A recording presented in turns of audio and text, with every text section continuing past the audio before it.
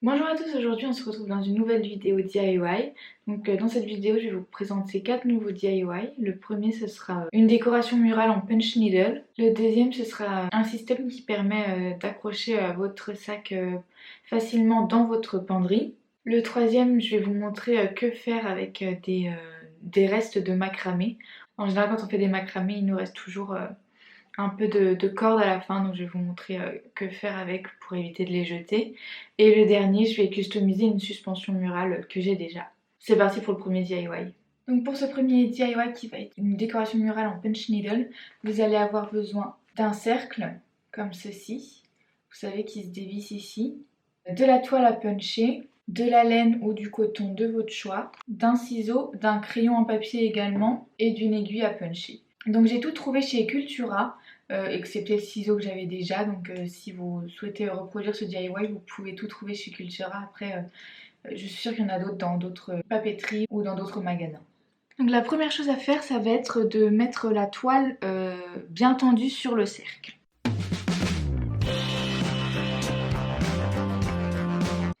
Et ensuite, vous pouvez tirer sur votre toile pour que ce soit bien tendu. Une fois que c'est fait, vous n'avez plus qu'à serrer.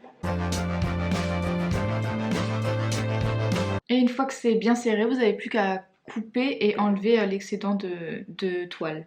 Une fois que c'est fait, vous n'avez plus qu'à décider les motifs que vous souhaitez sur votre toile. Le crayon papier ne marque pas, donc je vais le faire au feutre.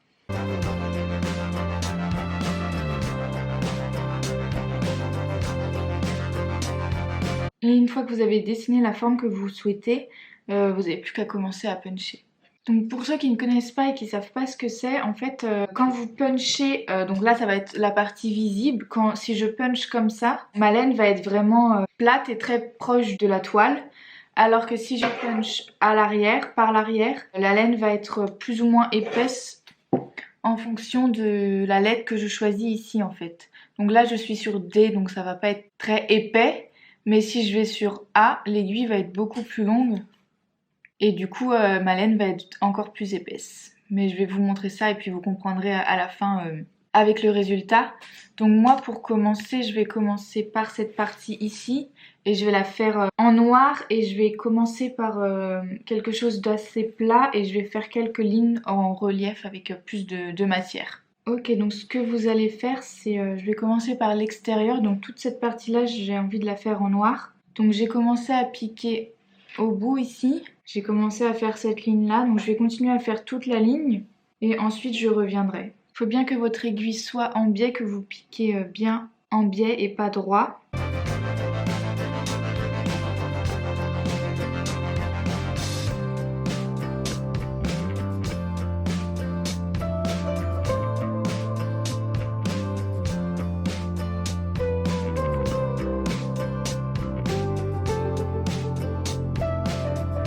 Je vais continuer à faire le noir, faire encore quelques lignes. Donc la technique c'est vraiment de mettre l'aiguille de biais, de bien l'enfoncer jusqu'au bout et de retirer tout doucement pour que lorsque vous retiriez le fil ne s'en va pas. Et pour pas voir le blanc, faut bien être proche de la ligne d'avant en fait.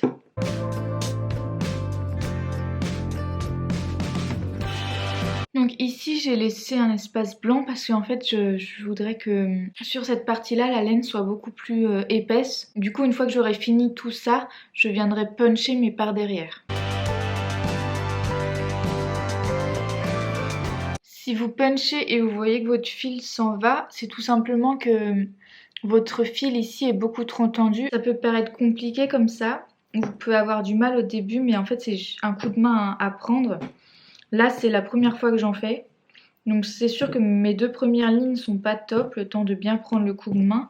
Mais maintenant je trouve ça homogène et je trouve que ça rend bien. Donc ça y est, j'ai fini cette partie-là. J'ai coupé la laine, donc juste coupé avec mon ciseau. Et maintenant je vais retourner la toile pour pouvoir faire de l'autre côté. Et comme ça la laine va être plus longue de ce côté ici. En fait ça va rendre comme ça.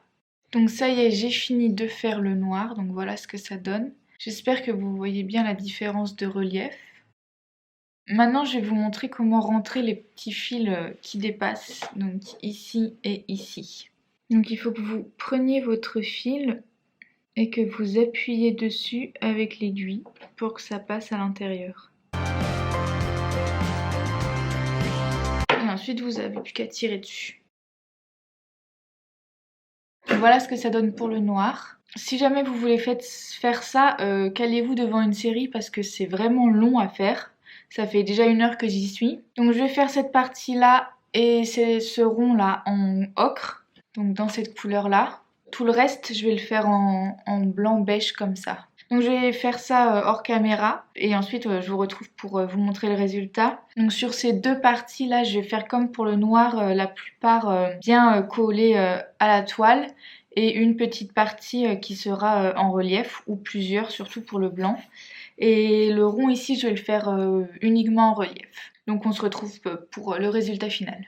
Bon, on se retrouve, on est quelques jours plus tard, j'ai enfin fini mon DIY. Donc voici ce que ça donne. J'espère que vous voyez bien les reliefs. Donc pour tout vous dire, j'ai dû recommencer en fait parce que j'avais coupé beaucoup trop court à l'arrière. Donc j'avais coupé beaucoup trop court. Et du coup ça faisait que de se défaire quand j'essayais de le faire. Donc j'ai recommencé, j'ai pas coupé cette fois-ci, j'ai attendu la fin avant de couper. Et ensuite à la fin, une fois que tout était fini, j'ai collé tout simplement, j'ai coupé et j'ai collé tout simplement l'excès à l'arrière pour être sûr que normalement ça va pas se défaire.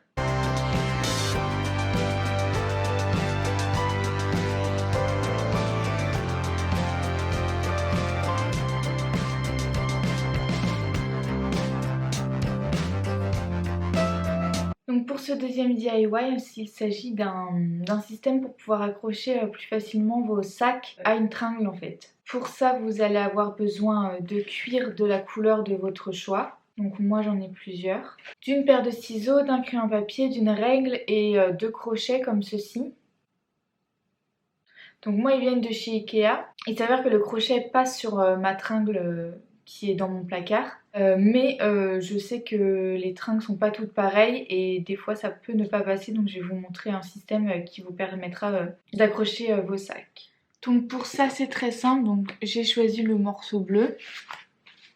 Vous allez juste avoir besoin de tracer un rectangle dans votre morceau de tissu, donc c'est pas obligé qu'il soit super large. Moi je pense que je vais faire 4 cm, ce sera largement suffisant. Une fois que c'est fait, vous n'avez plus qu'à le découper. Ensuite, c'est selon vos goûts, mais moi, je vais arrondir les angles à chaque fois. Donc, je vais tracer un arc de cercle. Je vais plier mon tissu en 2 comme ça pour pouvoir faire le même motif de chaque côté. Et là, on a notre petit morceau de cuir qui va avoir cette forme-là. Et tout ce qui nous reste à faire, c'est de faire des trous à chaque extrémité.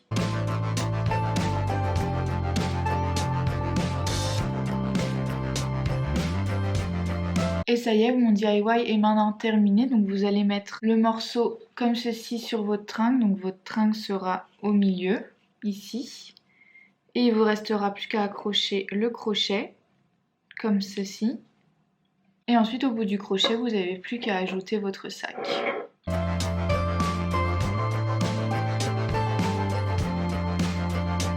Donc pour ce troisième DIY, on va tout simplement customiser un petit pot en verre. La taille est vraiment parfaite pour en faire un bougeoir.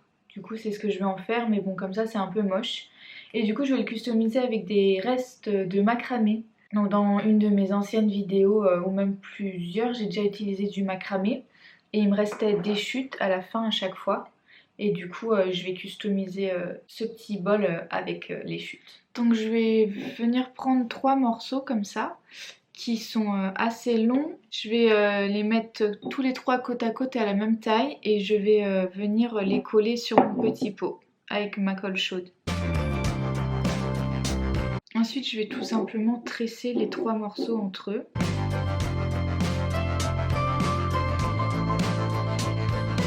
Donc là, ça arrive jusqu'ici, donc je vais couper un peu et je vais coller ces morceaux. Donc voilà ce que ça donne. Donc pour cacher cette partie ici qui est très moche, je vais prendre d'autres morceaux. Je vais continuer à faire des tresses Je pense que je vais en faire 3 à 4 et que je vais coller par contre dans ce sens-là. Donc je vais mettre un petit point de colle ici pour que les cordes collent entre elles.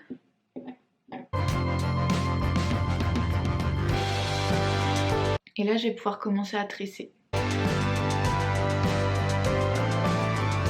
Une fois que je suis satisfaite de la longueur, je retourne et je fais un autre point de colle pour solidifier le tout. Donc une fois que c'est fini et bien sec, je vais pouvoir couper ici. Et ensuite je vais en faire plusieurs autres, je pense au moins 3-4, je vais voir. Et ensuite on pourra les coller sur le petit pot. Donc ça y est, j'ai fini de faire les petites tresses, j'en ai fait 4 en tout. Donc finalement je vais pas les coller à la verticale parce qu'elles sont trop grandes, mais je vais les mettre à l'horizontale. Je vais mettre la colle directement sur la tresse. Et ensuite je vais coller sur le petit pot.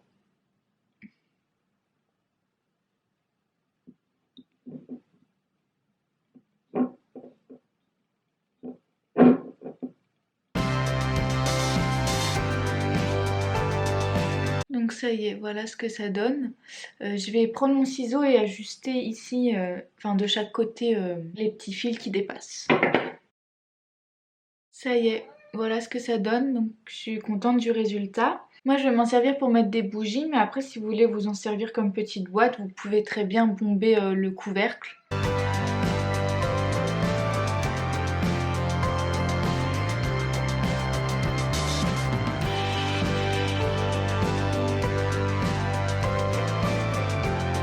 Ce quatrième et dernier DIY, ce serait une suspension, un luminaire. Donc pour cela, vous allez avoir besoin d'un ancien luminaire. Donc moi, j'ai quelque chose comme ça. De base, il y avait un morceau de tissu en fait qui reliait les 6 morceaux de bois qui étaient jaunes. C'était pas très beau. Et il était chez mes parents en fait. Ensuite, vous allez avoir besoin de cordes de macramé, d'une paire de ciseaux et de colle chaude. Donc ce que je vais faire en fait, c'est recouvrir la suspension de macramé. Donc je vais commencer par coller à peu près ici, pas totalement au début, un morceau de macramé avec ma colle chaude. Ensuite, je vais faire le tour.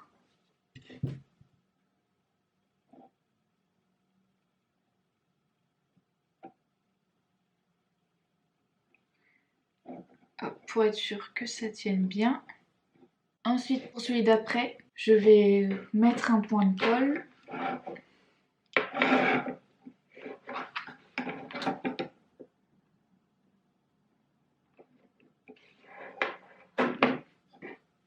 Et faire un nœud encore.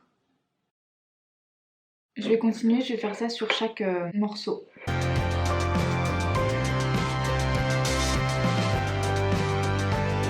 Et donc là je suis arrivée à la fin, je vais juste mettre un point de colle et couper. Et ensuite je vais faire la même chose à 9 cm du premier.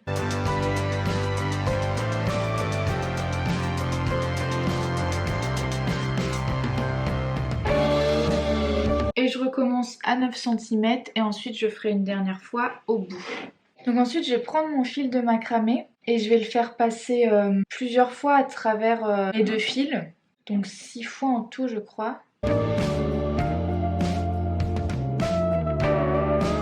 Donc ensuite je vais coller ce bout là ici.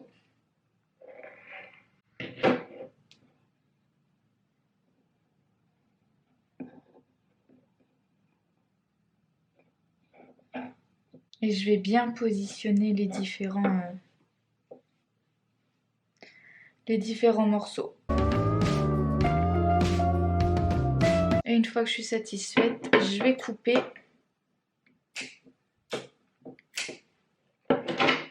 Et venir coller ici.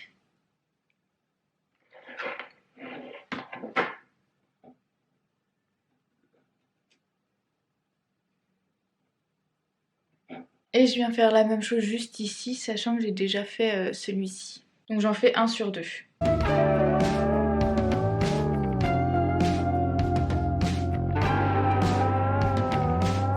Je je vais venir faire la même chose à l'étape d'en dessous. Donc je vais le faire du coup au niveau de celui où j'ai rien fait, donc ce sera ici. Donc là sur cette partie il y en a 9.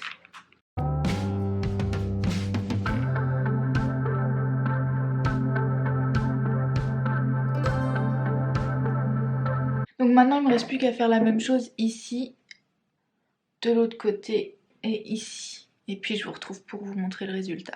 Donc on va finir également l'abat-jour. Donc j'étais un peu en manque d'aspiration mais j'ai trouvé ce que j'allais faire parce que je trouvais que ça faisait pas assez rempli. Donc je vais prendre de la laine noire. Je vais faire un peu comme sur celui-là mais à l'horizontale.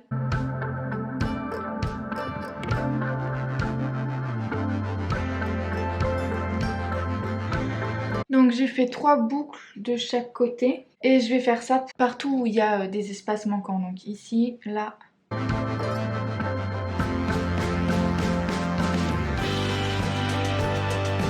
Donc ça y est, j'ai terminé de faire le DIY.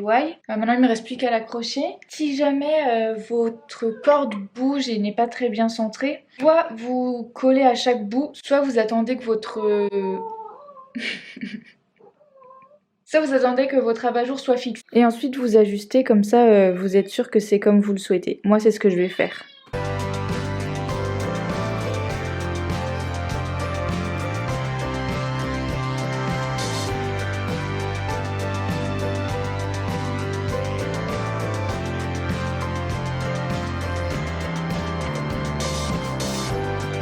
Ça y est, cette vidéo est maintenant terminée. J'espère que les 4 DIY vous ont plu.